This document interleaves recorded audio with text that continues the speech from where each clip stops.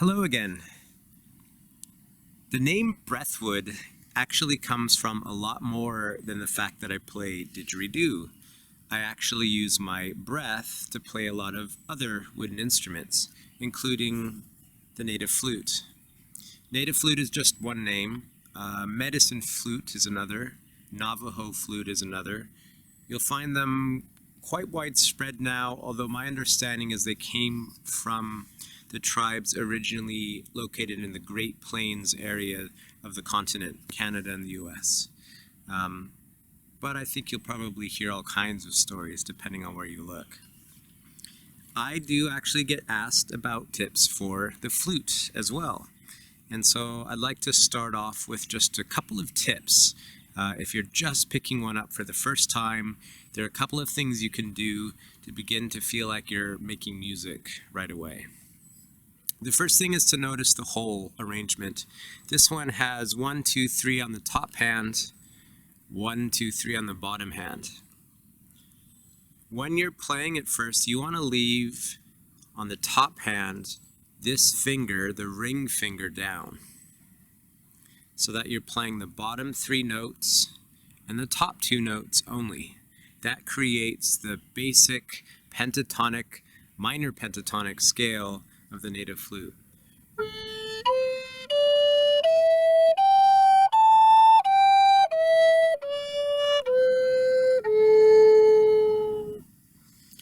If you're getting squeaking, that could be due to a couple of things. This top piece here is called the fetish. You want to make sure that the bottom edge here of the fetish is lined up with the edge of the hole. If it's crooked or if it's not lined up, you might get some squeaking or no sound at all. And another issue is often how you cover the holes with your fingers. Make sure the fleshy pad of your finger covers the entire hole. If I don't cover a hole completely,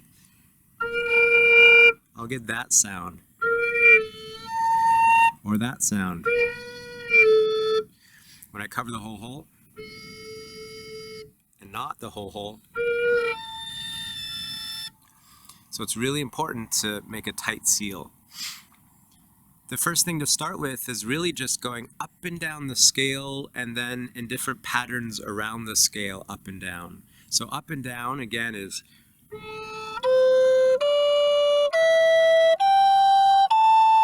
keeping this ring finger down, back down. Now if I go up a little, down a little, up more, down more, that might turn into something like this.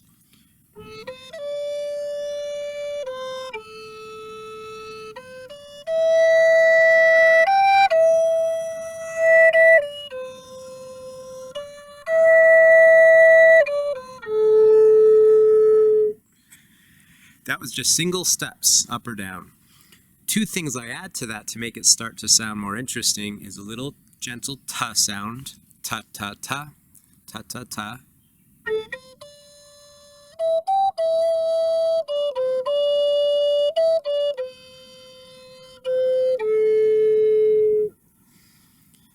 And then another one is to slide my fingers off the hole like this, sideways, and that will actually bend the note upward.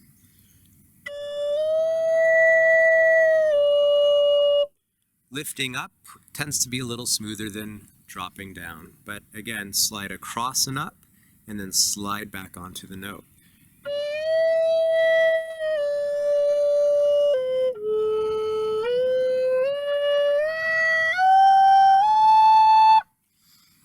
So that's the bend, and then the other one is just a little flutter of the finger. And what I do with that the most of the time is go up to a note. Let's say I want this note here. I want to finish on that note. I could just go straight up to it.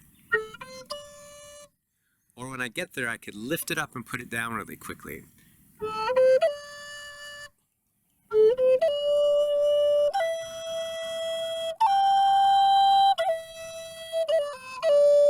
So I'll tend to go up, up, up, down.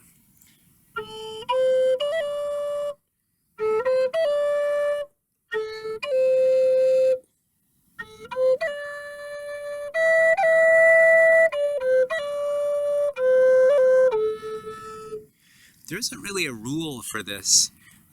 Just explore quick up and down as you go up or down the scale, and you'll get little adornments that sound really nice.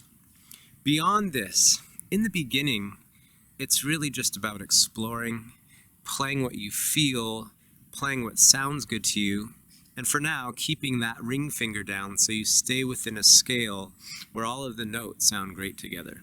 So even if you start jumping around, things should sound okay.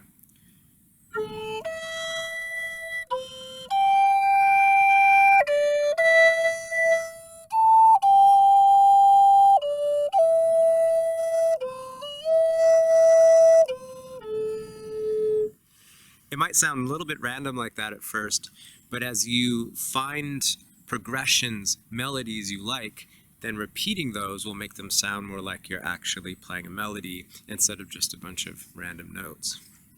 So that's some advice about the wooden native flute.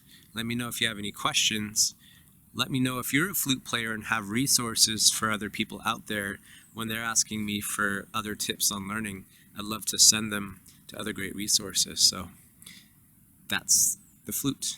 Thanks for watching. Happy playing.